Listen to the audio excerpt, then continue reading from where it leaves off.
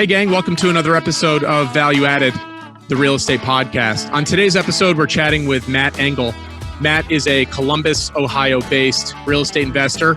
He owns Elash Investment Group, and he is also the architect behind the Magical Moments platform, a newly formed platform that he's integrating within his real estate portfolio that we'll talk a little bit about. So without further ado, let's get on with the show. Welcome to Value Added, the real estate podcast where we speak with the brightest minds in the world of real estate who provide, create, and realize value in an ever-changing market. And now your host, Nick Walters.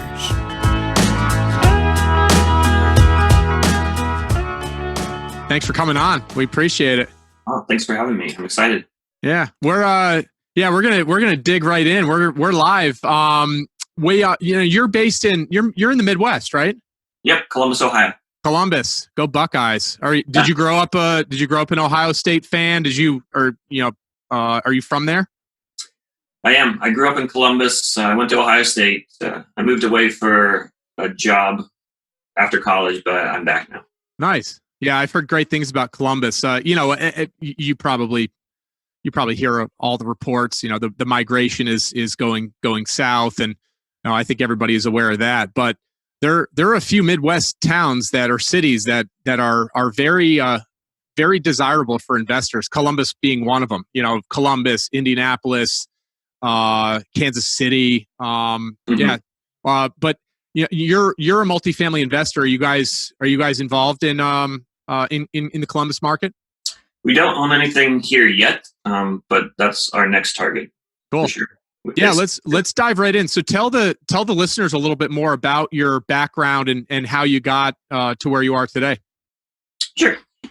So I used to be a nuclear engineer. That was the job I moved away for. At the same time, I started investing in single family rentals because I read Rich Dad Poor Dad, and I wanted to kind of build financial wealth and financial freedom for my family.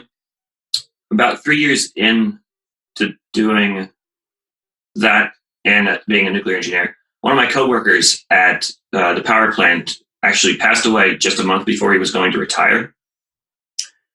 And that hit me pretty hard because I remember him talking about all these plans he had.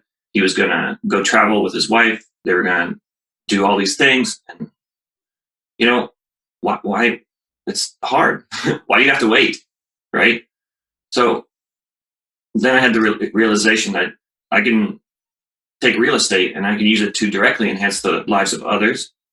But I definitely needed to switch to multifamily investing if I was going to help more people. And so then I didn't have a clear idea exactly of how I was going to use multifamily investing to enhance people's lives. But that is until I had an incredible experience with my wife in Southeast Asia. So around spring 2017, we went to Hong Kong to visit family and be tourists, basically. And we usually navigate on our own, don't do anything too extravagant, but just like to explore. Towards the end of the trip, we were scheduled to take a day trip to Macau.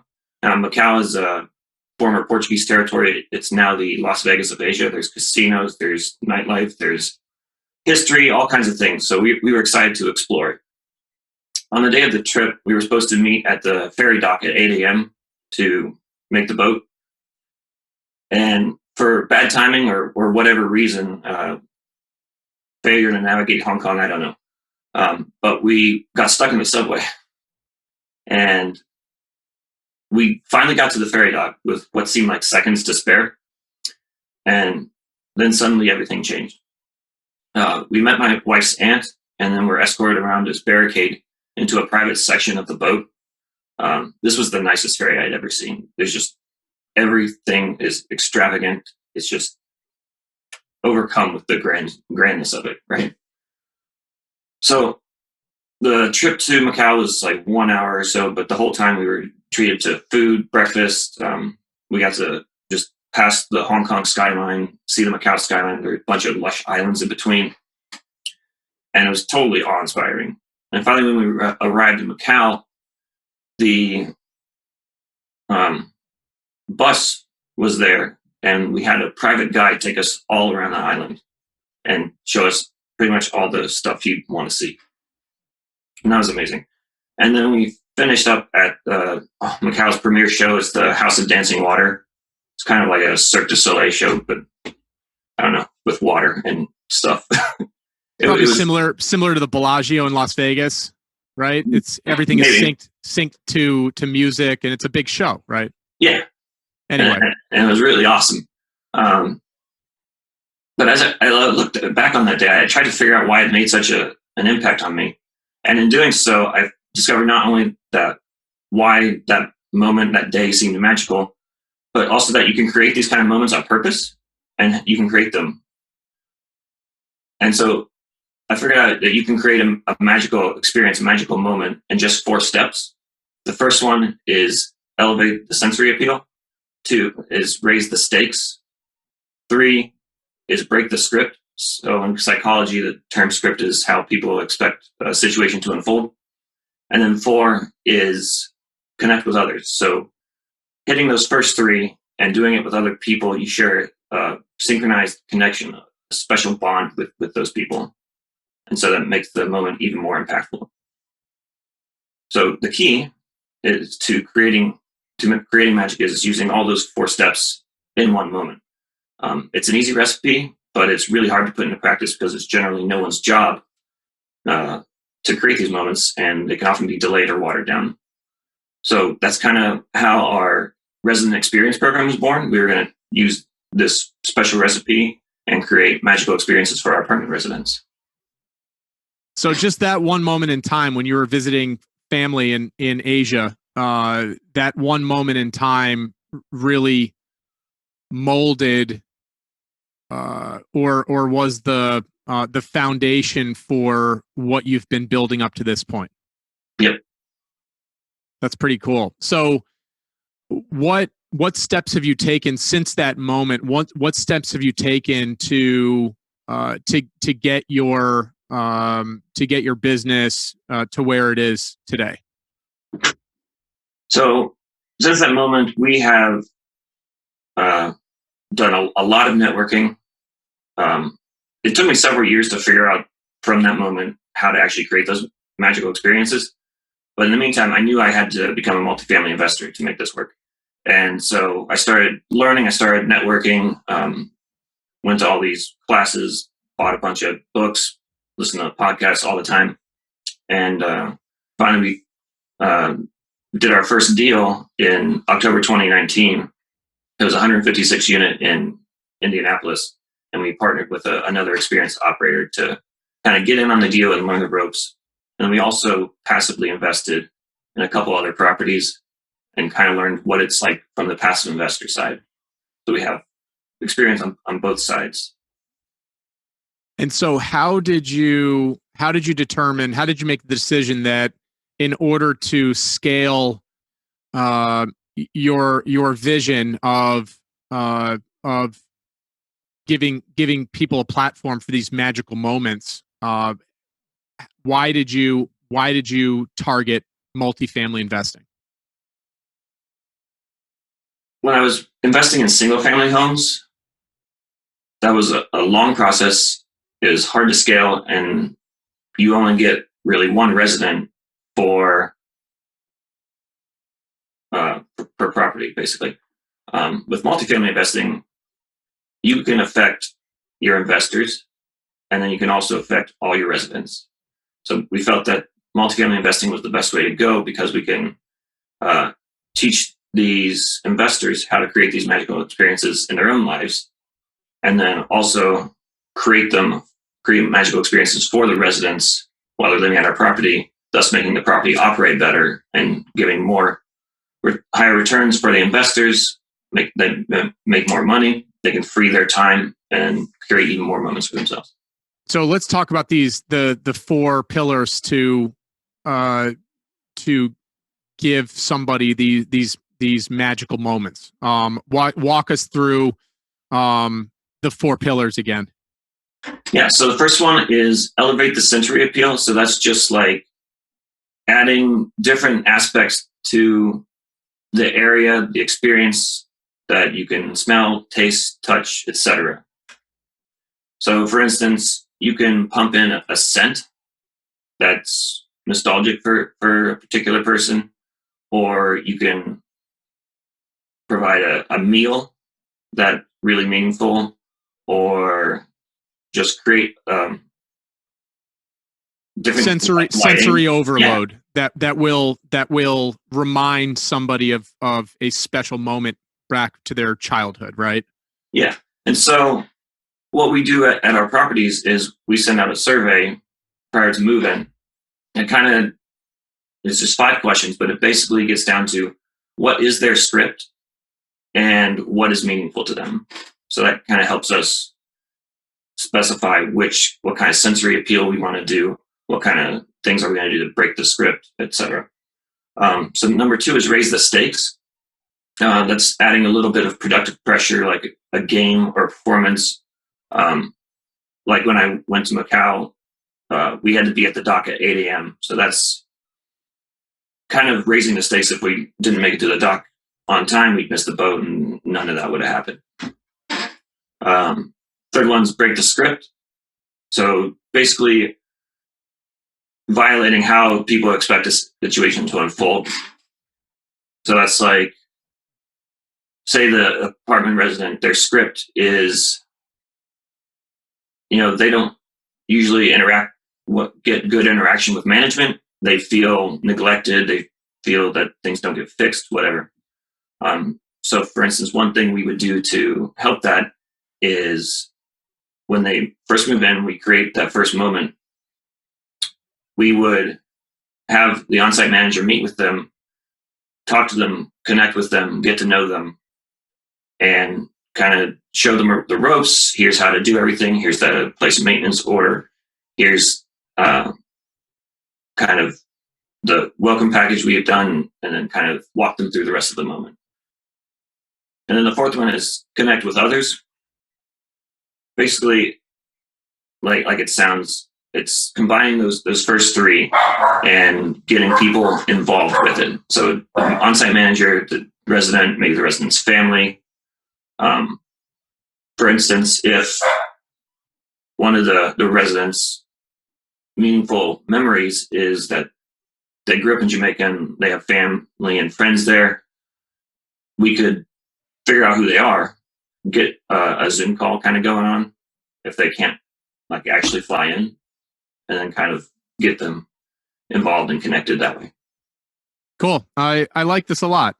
It's, especially in this day and age, the customer experience is so important. And I have I know of other multifamily owner operators out there that are spending more resources into platforms like this that will enhance the overall customer experience. In this case, the tenants that are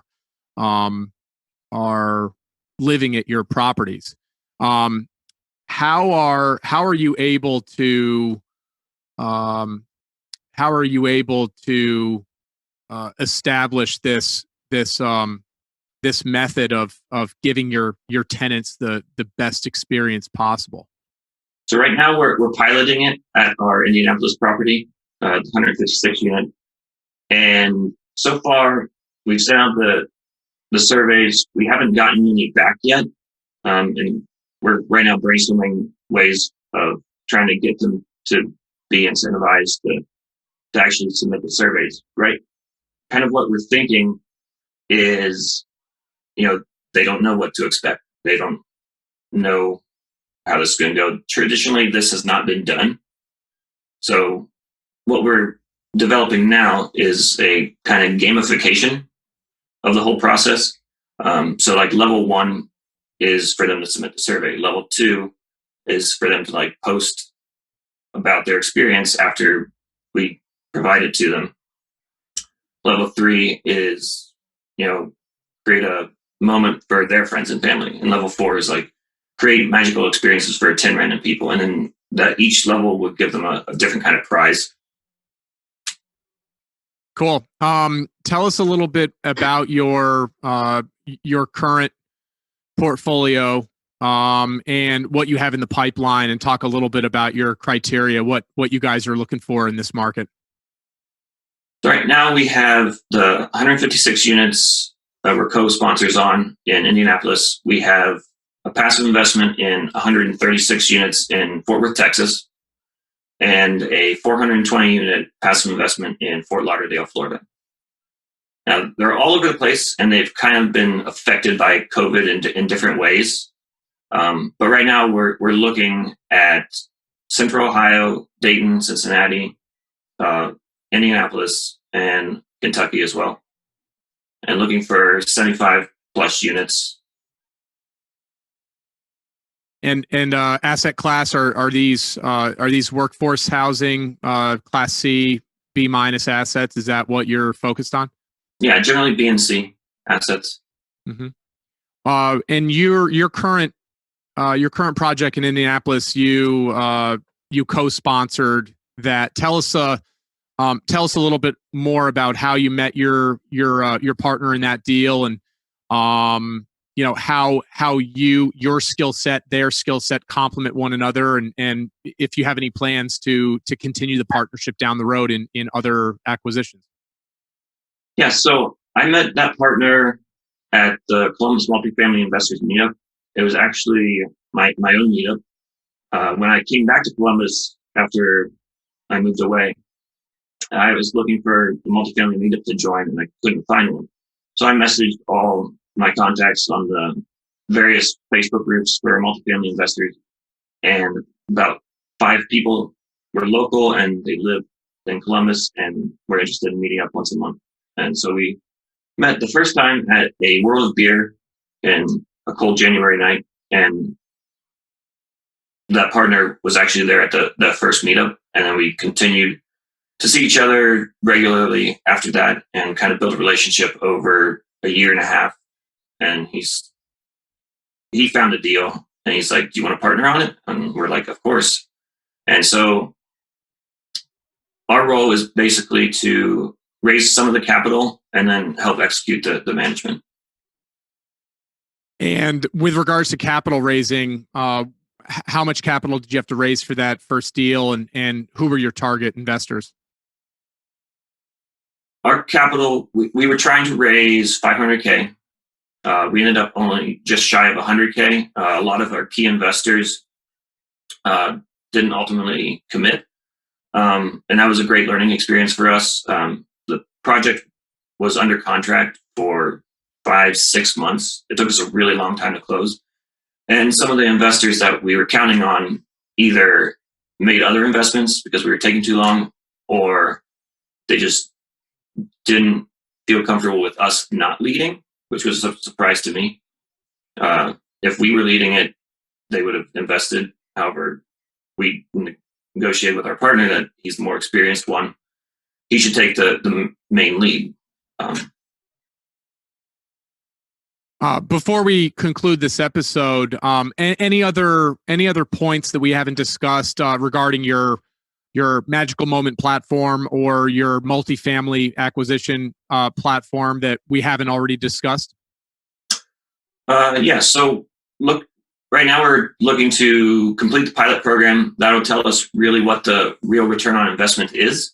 And we'd like to start offering it out as both a service and as something that we can bring to the table as a co-sponsor.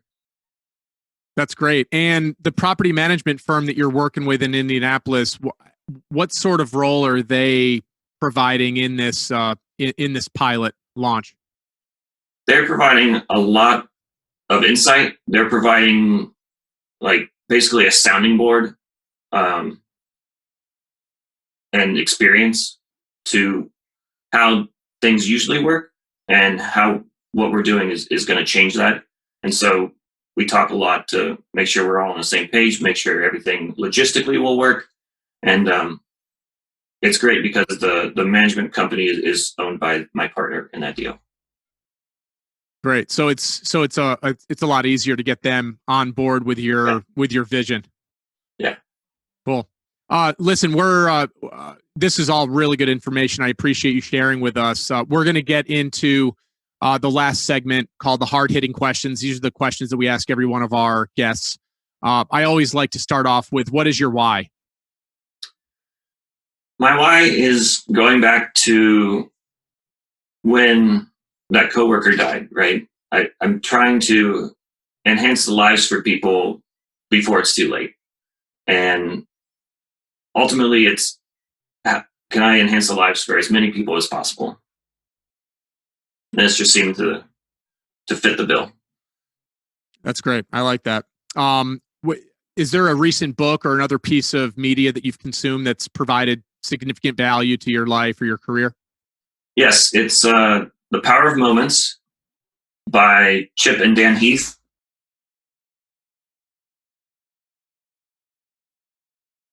Is this book here. It basically goes into a lot more detail on how specific moments can affect people and how that changes their psychology and things like that. And it's really, really inspiring. Super cool. I'll make sure those are added to the show notes. And how do you like to pay it forward? I just love teaching people what I know. And if I can get people to create moments in their own lives, whether it's from me or not, I'm satisfied. And knowing what you know now, what's the best piece of advice you would give your 20, 21, 22-year-old recent college graduate self? Start with multifamily for sure. Yep, that's a pretty common. The common theme is to start small and get bigger, but with the resources around you, you can definitely start larger than you think you can, right? Yeah. Finally, how can our listeners learn a little bit more about you and your investment group? Of course. So if you want to learn more about freeing your time to create these magical moments by being a passive investor, you can go to our site, elisheinvestmentgroup.com, and click sign up. There you'll fill out a form that joins our network of passive investors on our investing platform, Cashflow Investor. You can find me on LinkedIn, Facebook, Instagram, and if you'd like to discuss implementing our program at your property, you can reach out to me directly. Awesome. Matt Engle, thank you so much for the time and adding your value. We greatly appreciate it. Thanks for having me. It was great to be here. Thanks for listening. If you enjoyed this episode, please make sure to leave a rating and a review, which will help us introduce the podcast to other listeners. Also, don't forget to subscribe to our YouTube channel, which will give you access to other episodes you may have missed. Lastly, if you'd like to learn more about investing alongside us, then head on over to valueaddedpodcast.com. Have a great day, and we'll talk to you next week.